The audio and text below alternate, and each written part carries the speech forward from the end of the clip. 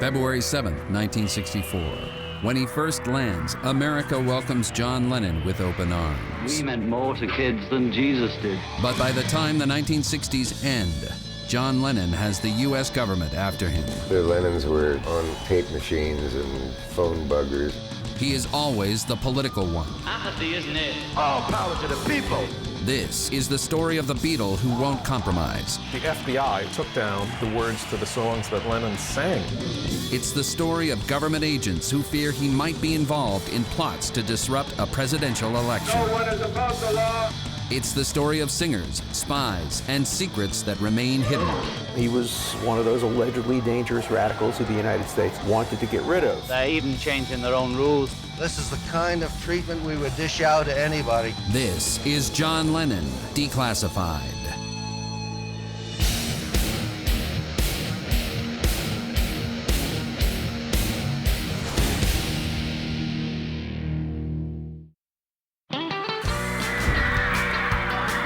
March 1966. The Beatles have conquered America, but America is about to bite back. The Beatles were absolutely a cosmic force.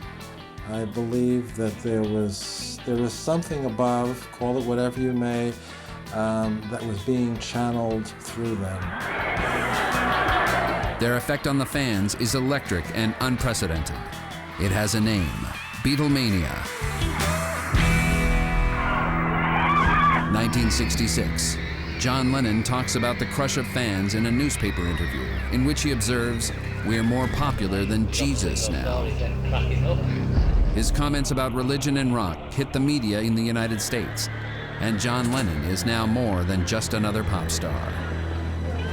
When John made that statement about the Beatles were bigger than Christ, and that's when everybody took notice of John, because he was the most outspoken of the four guys. He would just speak whatever was on his mind. So I guess in this sense, he was always going to be watched more closely than any of the others. His controversial statements play very poorly in the Bible Belt. And though he goes to great lengths to apologize and explain that he is not anti-religious, his reputation as a rebel and a troublemaker has begun. In some cases, the reaction to John Lennon is frightening. If you, as an American teenager, are offended by statements from a group of foreign singers which strike at the very basis of our existence as God-fearing, patriotic citizens, then we urge you to take your Beatle records, pictures, and souvenirs to the pickup points about to be named. On the night of the Beatles' appearance in Memphis, August 19th, they will be destroyed in a huge public bonfire at a place to be named soon. I just didn't mean what everybody thinks I meant, you know. I'm not anti-Christ or anti-religion or anti-God, you know. We meant more to kids than Jesus did, or religion at that time. I wasn't knocking it or putting it down, I was just saying it as a fact. If it had said television is more popular than Jesus, I might have got away with it. Concern about security during the Beatles' tour of America is high, but slowly the controversy fades. Nevertheless, John Lennon has made an impression in the United States. The thing about John is, yeah, he was a bashful and shy person, but he also said what he thought all the time. He was fearless in terms of expressing his point of view, and he never saw an object of authority that he didn't want to rebel against or knock down. John Lennon's talent for controversy is one thing that will lead the U.S. government to label him a subversive. Your haircuts are un-American. Well, it was very observant of them, because we aren't American, actually.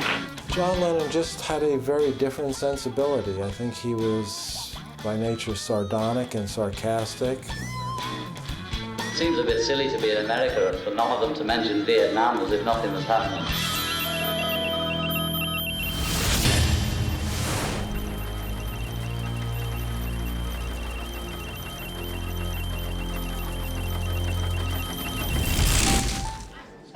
His statements about religion and society aren't the only controversies about John Lennon.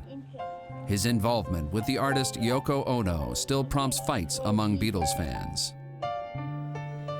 Yoko could be very intimidating. She was very mysterious to the majority of the folks that worked for her.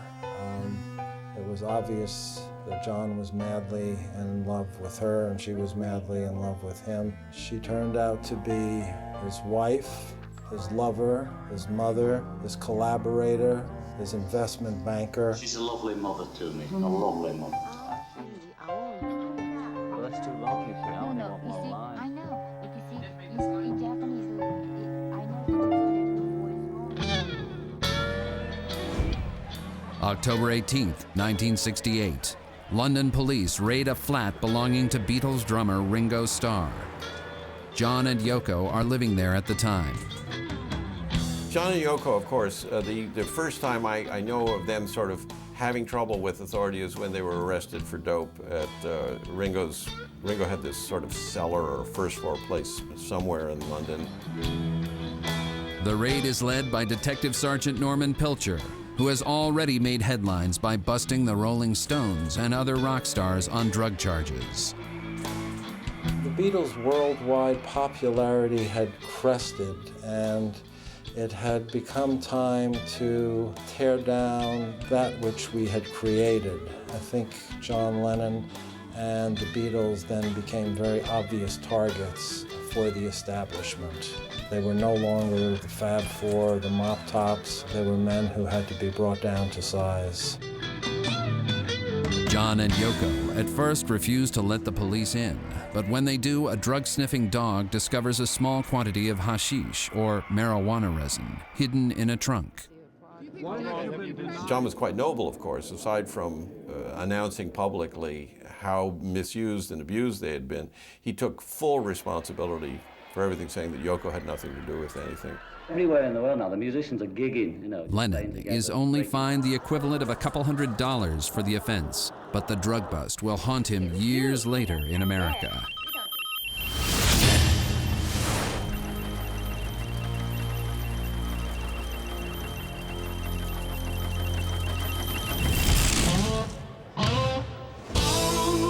In 1968, at the same time John and Yoko are fighting drug charges in London, in America, student protesters are passionately battling the U.S. government over the Vietnam War. It's an election year, and that summer many take their anti-war assault to the Democratic National Convention in Chicago. Mayor Daley refused permits for what would have been a very, very large demonstration. So it became a struggle to maintain the right to protest in the streets when the permits were suspended, which meant you could be arrested at any moment. That led to about 5 days of street confrontations. One person killed, many people beaten up, even reporters, because they didn't want the world to see this. Tom Hayden is a member of the Chicago 7, protest leaders who are being tried for conspiracy. The chief street tactician is Tom Hayden, student leader. But you're going to march in? Are you expecting trouble? We expect to march. What does We expect trouble all the time. We're coming to Chicago by the tens of thousands, whether or not there are any permits given. After Nixon was elected a few months later, having promised to put an end to this disorder, our case came to the top of the list, and we were indicted and accused of conspiring, which legally meant operating in parallel, to create these riots at the convention.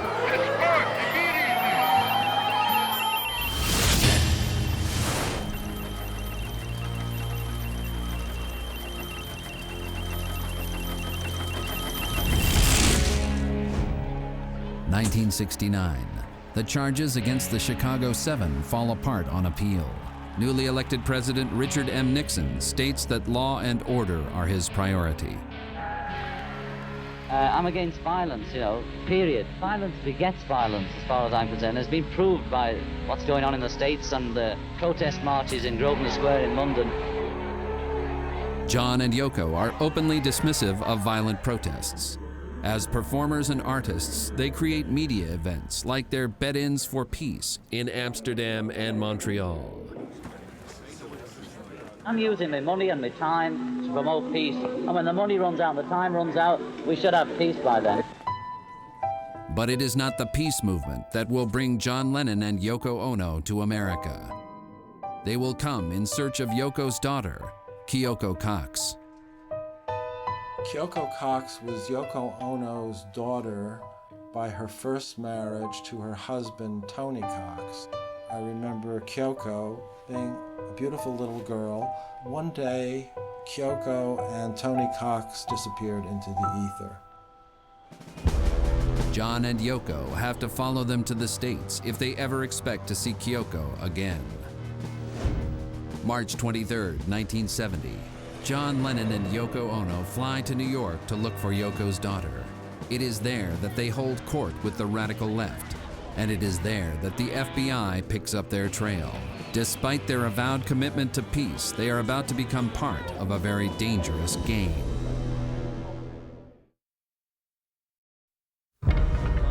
September 1971. Mainstream America doesn't really trust John Lennon. From his comments about the Beatles and religion to his recent UK drug bust, he is not the Liverpool heartthrob they'd welcomed a few years earlier. Now, he's back in the States on a mission. Yoko was desperately trying to find Kyoko, a daughter she had with a previous husband, Tony Cox, who had taken her away and was hiding her.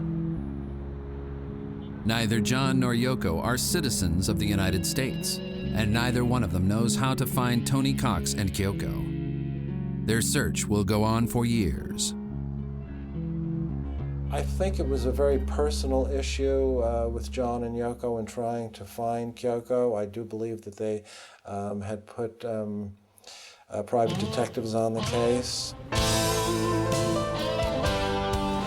1971. John and Yoko set themselves up in New York in order to find Kyoko and make a life for themselves in America. Almost immediately, they are courted by hip and radical New Yorkers like Jerry Rubin and Abby Hoffman, two of Hayden's fellow Chicago 7 members. They don't quite realize what they're letting themselves in for. They were involved with the Black Panthers. They were supportive of the Chicago 7. I mean, I saw people hanging around the apartment all the time. Jerry Rubin, Bobby Seale, Angela Davis. Subsequently declassified FBI files show the Bureau is already spying on some of John and Yoko's new friends. You have to realize what's going on. These are the champions of the left in the U.S. and of protest and revolution. These are the people I read in the newspaper. I would not think that I was going to see them, but there they were. And I mean, there'd be times where, I think it was Angela Davis's birthday or something, and Yoko would say to me, well, take this present and bring it on over to her tonight. And I said, okay, never thinking anything about it except, wow, I'm going to be taking this to a person I'm reading about in the newspaper. The biggest star is John Lennon himself. Rubin and Hoffman try to persuade him to support or even headline at their events. I was the the little innocent one, because I was, I guess, the little straight one, so they always trusted me to doing all the different things around with John and Yoko. I didn't think about the danger, so I didn't sense it, but I also knew that there was something out there.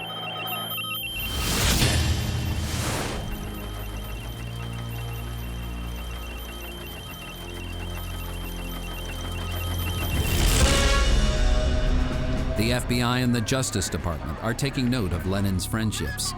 Activists like Angela Davis, Jerry Rubin, and Abby Hoffman are already tagged as dangerous subversives by the Bureau. So there was a full court press by the best and brightest of our intelligence agencies to quell these disturbances by any means necessary. Violent and even non-violent protests in the 1960s inspire a lot of fear in American society. The FBI secretly opens files on political opponents of the government, including people like John Lennon. It is only years later that files are declassified and the protesters learn of the constant surveillance. I finally got my FBI files that were collected on me, 22,000 pages worth, through 1976. And the first file was when I was an innocent student editorial writer at the University of Michigan. I had made a critical comment about the House Un-American Activities Committee, and an FBI agent clipped it, sent it to J. Edgar Hoover. The existence of the FBI files on people like Tom Hayden and John Lennon is an open secret in American society. But to this day, no one can say how many files were created. They are the records of the agency Americans depend upon to combat domestic terrorism and interstate crimes. The FBI was also responsible, and the FBI is responsible today for any kind of threat against the United States from within as well as from without. So if you have radical groups, or if you have groups that want to overthrow the U.S. government, for example, or they want to engage in terrorism, that all comes under the umbrella of the FBI. The leaders of the left in the 1960s are a threat to the policies of then-President Richard Nixon and the FBI's longtime director, J. Edgar Hoover. During the J. Edgar Hoover period, the FBI tended to confuse legitimate political dissent with efforts to overthrow the government. So if somebody, for example, demonstrated against the Vietnam War and didn't like the government, he immediately came under suspicion from the FBI.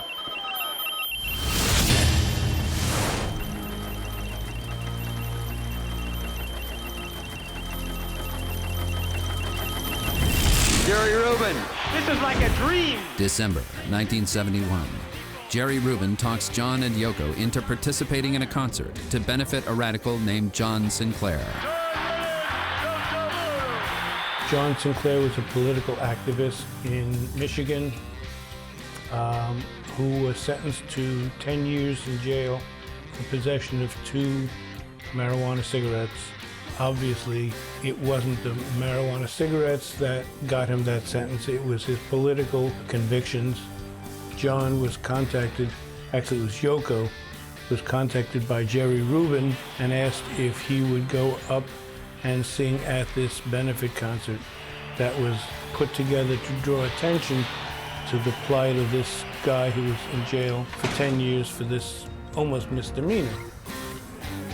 Rubin sees it as the first stop on a national anti-Nixon tour.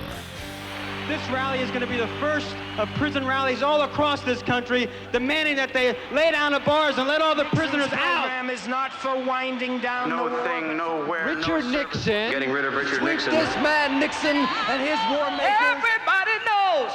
And I wish that Nixon knew it. It was called the Free John Sinclair Concert. That was the first time that they tried to connect this project of anti-war organizing with music. It was a fantastic event. Stevie Wonder, Commander Cody, MC5. They had speeches by Jerry Rubin, by Bobby Seale, leaders of the New Left. The only solution to pollution is a people's humane revolution. Selling heroin. Using the fame and influence of these artists, organizers like Jerry Rubin hope to mobilize demonstrations against the Vietnam War as part of a nationwide tour. A tour that will end with tens of thousands of protesters at the Republican Convention in San Diego in August of 1972. If Rubin has his way, this action at the Republicans' convention will make Chicago 1968 look like a quiet Sunday in the park.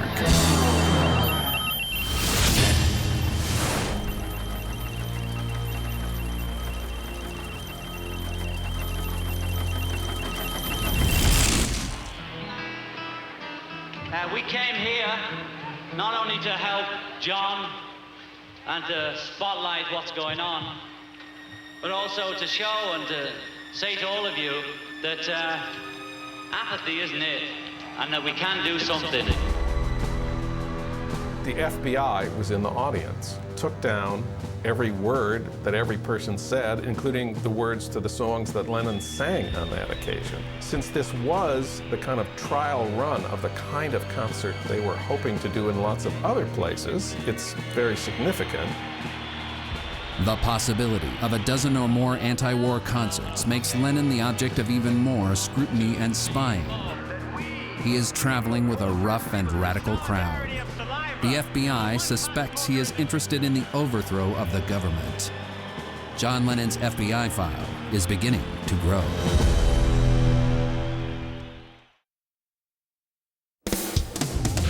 January 1972, New York City. Richard Nixon is president, and he is presiding over some of the most violent and tragic days of the Vietnam War. John Lennon and Yoko Ono have joined forces with some of the anti-war movement's most famous lights, and they've inspired the FBI to open a new file on them. John wasn't just perceived as a threat. John was a real threat to the United States because he wanted to use his power as the gigantic celebrity that he was, and who had the ear of hundreds of millions of people around the world, to try to bring the war to the end. From the perspective of the FBI, the radical social change proposed by activists in the late 1960s and early 1970s seems to threaten law and order. Riots and bombings have torn society apart, and a charismatic leader like John Lennon could sway many to action. This was significant because 1972 was the first year that 18-year-olds were given the right to vote in the United States. Before that, it was 21. Everybody thought young people were a strong anti-war constituency and therefore an anti-Nixon constituency, but also it was widely believed that young people were not that likely to register and vote.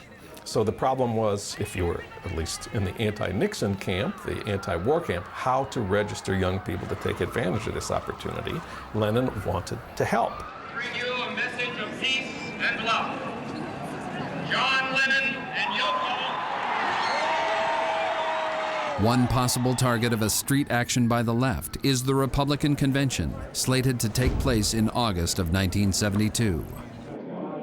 There was endless cabals taking place with Jerry Rubin and Bobby Seale and all. And the idea was to, break up the convention.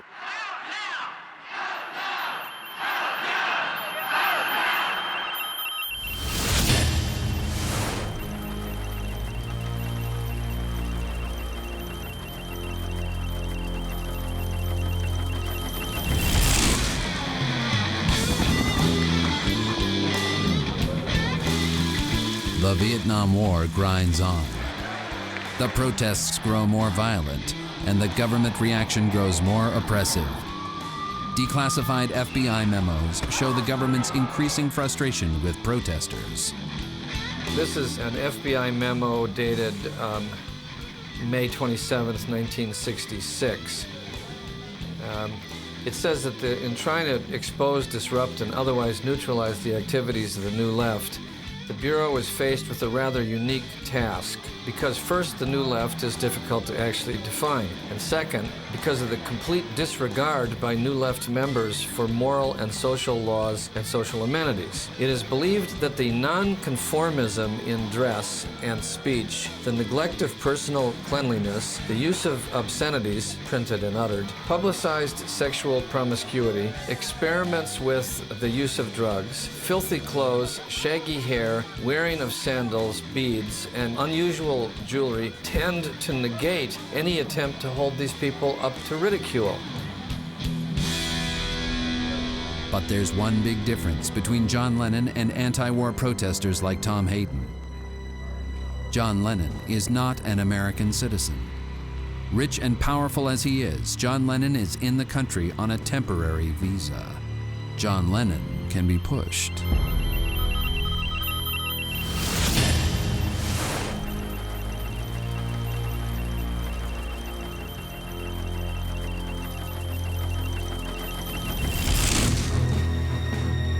Exactly how John Lennon is being watched is a mystery in 1972. He and Yoko and their circle have their suspicions, but it will be decades before those files begun at the free John Sinclair concert are fully declassified. John was constantly, it's hard to say exactly, but we perceive that he was constantly, certainly in the States, having the line tapped. There was one guy out front in Bank Street who was taking apart and putting together a motorcycle forever. I'm absolutely sure it was his job to be there. It's kind of strange, and to look back, it's like I was in danger and I had no idea. My phones were tapped. I kept hearing clicks on the phone, never thinking in a million years that could be somebody tapping into my lines as well. Occasionally, I mean, when I would call, for example, he'd say things like, be careful, the phone's being tapped. Ha, ha, ha. but I think there was some truth behind it.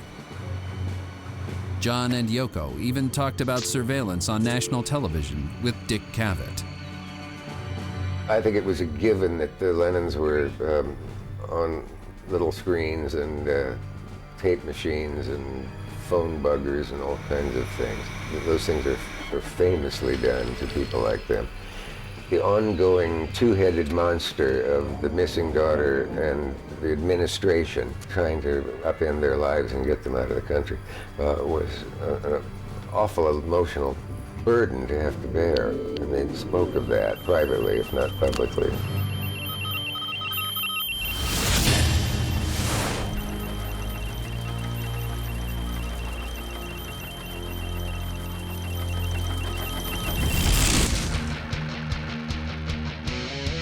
John Lennon's 1968 drug arrest in London had already made life difficult for him. U.S. laws are very strict concerning convicted drug users. When John wanted to get into the States first and to move there, we had tremendous problems getting visas and whatnot. And it didn't help that in public he was liable to say anything about the Vietnam War. President Richard M. Nixon is the sort of authority that John Lennon delights in taunting. A series of anti-Nixon concerts will give Lennon an unprecedented stage. So somebody rang us up and said... He had a talent for rubbing the powers that be the wrong way. He could do it in his sleep. He's a natural. John Lennon doesn't know it, but the file on him is already growing. His inner circle has been infiltrated by informants, and his writings and songs are being scrutinized for hidden meanings. There's a point to all this spying. Get Lennon out of the U.S. All right. Since making friends with the luminaries of the radical left like Jerry Rubin and Bobby Seale, John Lennon has attracted the attention and the ire of the right. The pressure is on to get him before he can use his considerable popularity to influence the 1972 presidential election. If you stay in the country, will you pursue your activism? Well, I don't know what active is, you know. I mean, we're sort of like journalists who sing and write about it. I'd always look at every offer to help very thoroughly and decide the pros and cons. February 1972. John and Yoko are burning up the airwaves. Not only are they on talk shows like Dick Cavett and Mike Douglas, but they're often on the nightly news. John and Yoko use the reflected glare from the spotlights trained on them to let activist friends like Jerry Rubin shine. Jerry Rubin. It's like a whole cultural renaissance is about to begin. Because all the people that say that the movement, the revolution is over, they ought to see what's going on right here, because it doesn't look over to me. This is like a dream. John Lennon is the man who's drawing the crowds.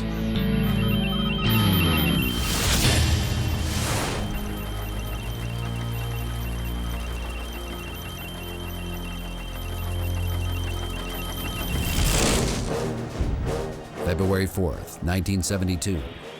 While John and Yoko show their support for their friends on the left, a personal and confidential memo is circulating between the Immigration Service and the Senate.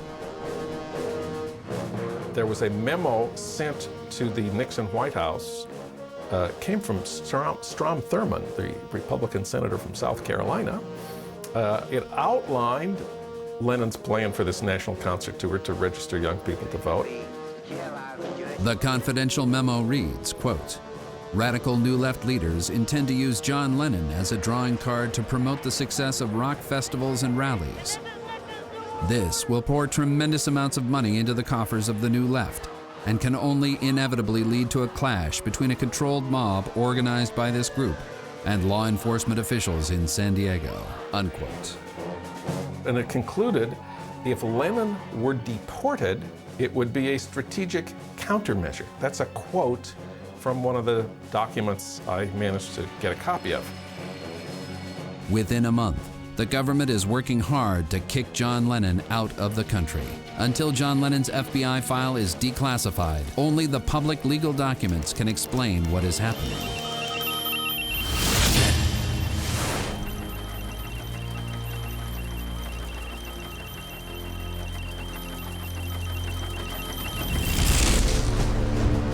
March 6, 1972, the Immigration and Naturalization Service serves John and Yoko with a deportation order.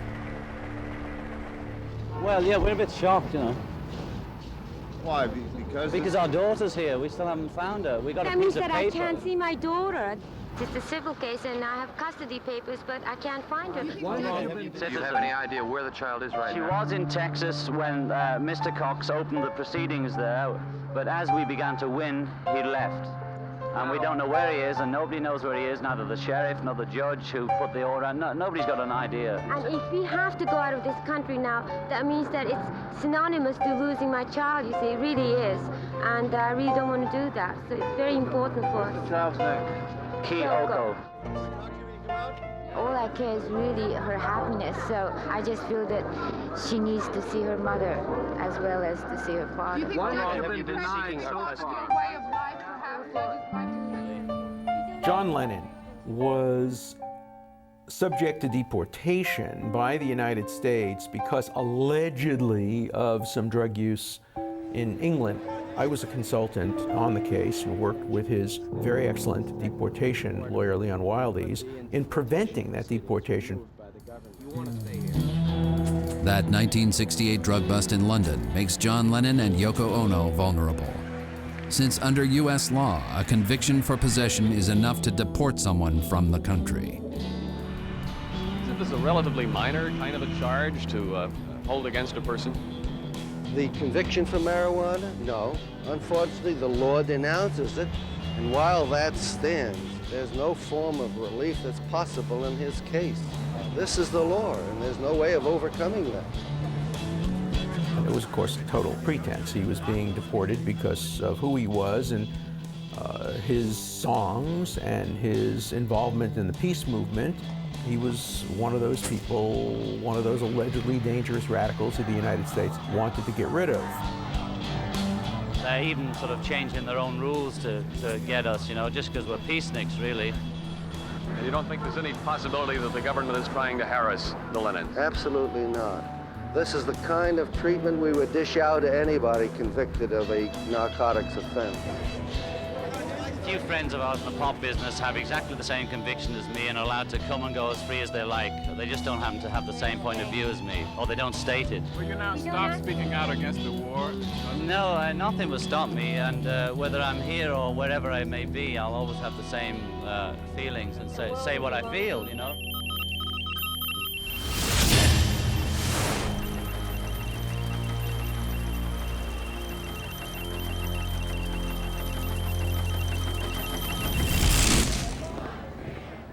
Many celebrities speak on behalf of John and Yoko. After they'd been on one of the two shows I did with them, he said, "Do you mind coming down and sort of standing up for me in front of the legal folks in the court?" And I didn't hesitate, I hope. I said, absolutely. You know, that drug bust was the only thing that the government had to go on to say, we don't allow offenders to come in, you know, these drug offenders to come into the country. They were trying very hard to keep John out, and he was fighting it all the way. I mean, it did scare him. He really wanted to stay in this country. Well, I've met a lot of New Yorkers who complain about it, but nobody moves out. It's the greatest place on earth. Really, we're artists, you know. For artists, it's really a very stimulating place. New York is what Paris was in whenever Paris was for artists, and this is the center of the art world, and we want to be in the center. Covert surveillance continues, but Lennon manages to hang on. Soon, the secrets of that surveillance will be revealed. A shocking murder will lead to the unraveling of John Lennon's FBI files.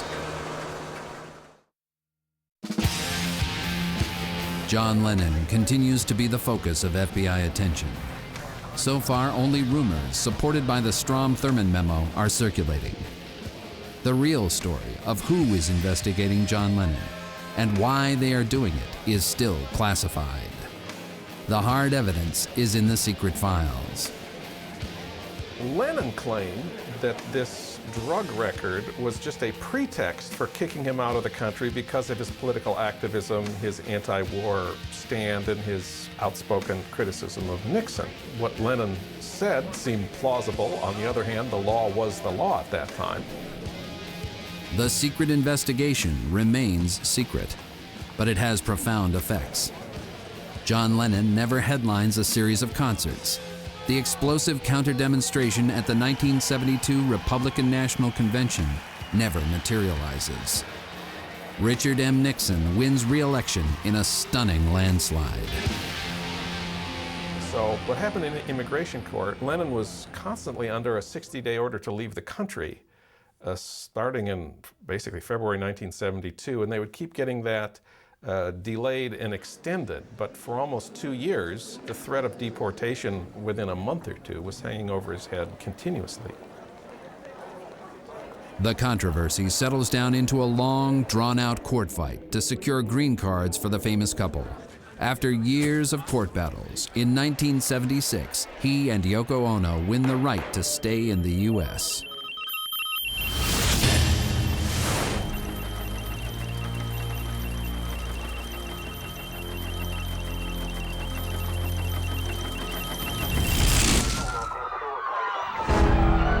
Former Beatle John Lennon was shot and killed in front of his home on Manhattan's Upper West Side tonight. John Lennon was shot at 1 West 72nd Street. He was removed to Roosevelt Hospital. John Lennon is one of the saddest stories, the what if he had lived, but also what if the FBI had not gone after him. I think everybody remembers him as an artist and a musician, and a declining number of people remember that he was considered an enemy of the state. It's the only case I won that I wish I had lost. If I had lost that case, John Lennon would have been deported to England, and Chapman would have been able to shoot him on the streets of Central Park.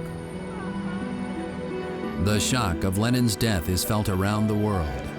For millions, he is more than just a rock and roll hero, more than just a songwriter. John Lennon is also an icon of the peace movement. They're just saying that to get people to leave. He's not dead. John Lennon can't be dead. It's like shooting a friend. You know, it's like a death in the family. If it really happened, John Lennon was the greatest person in the world. He held aloft a light in a world made dark by war and violence. His violent death is at odds with everything he stood for, and his age makes the loss not just shocking but tragic. The voice of a generation has been silenced. Well, I was a Lennon fan, of course. I'm part of the generation that grew up with the Beatles, and when Lennon was shot in December of 1980, I wanted to write something about him. 1981. Professor John Wiener asks the FBI to declassify John Lennon's files. He seeks the help of the American Civil Liberties Union. The tool they use is the Freedom of Information Act, a law enacted in 1966. It says that not only does the government belong to the people, but the government's documents belong to the people. And if the government has any document that you want, you have a right to request it, and they are obligated to give you a copy unless the document you requested falls under a very narrow number of exemptions. The FBI provides the pages they deem acceptable for release. Many of these are heavily redacted. A black marker has been used to blot out sensitive information. So the FBI says, we have this file, 275 pages, we're withholding most of 200 pages or something like that under these various exemptions, mostly the national security exemption. You have a right to appeal. If your appeal is denied, you have a right to go to court.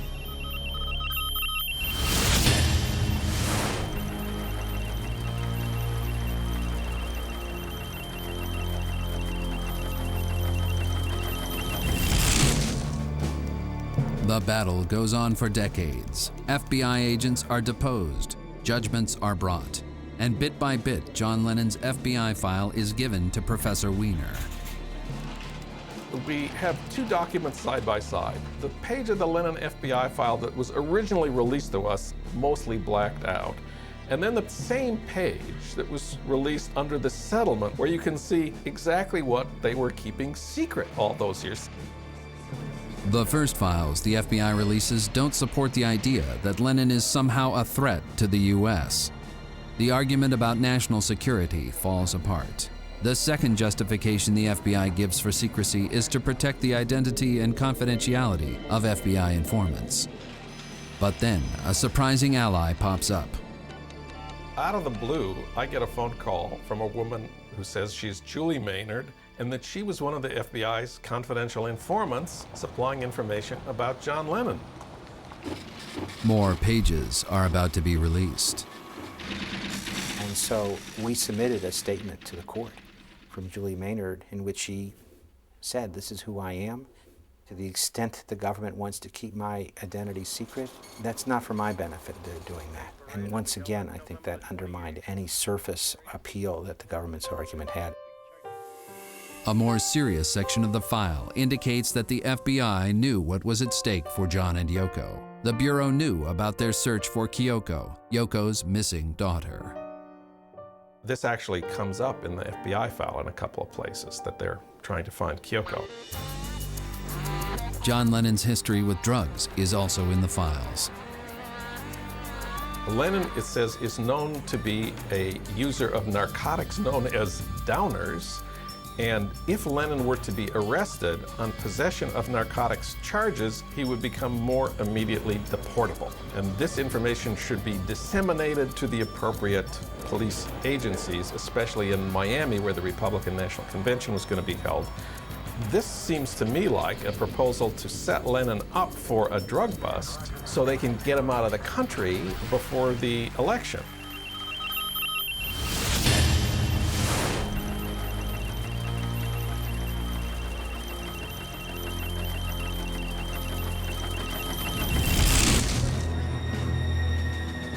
The final secret of John Lennon's FBI file is that issues of national security and the privacy of informants are secondary concerns. The government is protecting its own rights to keep secrets for political purposes. We know that in the highest reaches of the Nixon administration, all the way up to the president, including his top advisors, there was genuinely paranoid fear about the impact of John Lennon and an effort to deport him and remove him from the country solely based on his political efficacy. At times it went to ridiculous lengths. And the thing that is the most interesting commentary is that the FBI seems to have terminated its COINTEL program on Lennon immediately the week after Nixon was reelected in November 1972. The FBI was working along with the Nixon White House and the Immigration Service to try to build the case to deport Lennon. That's really what Lennon's FBI file is about. So it was all about using an undercover agency to hound somebody, an artist, from bringing his enormous authority and talent into politics during an election. But the story of John Lennon and his FBI file doesn't end there. There are still 10 pages of the original 275 that are being fought over in court. The 10 pages that are still withheld and that the ACLU is still fighting the release of, they have told us, are being withheld because they contain information provided by a foreign government under an explicit promise of confidentiality. We're not even allowed to know the name of the foreign government. That is classified. Now, we could speculate, it's probably not Afghanistan, it's probably Britain. Decades after his death, new secrets are still coming to light about government surveillance of John Lennon. Perhaps John Lennon put it best himself when he wrote, "Just give me some truth."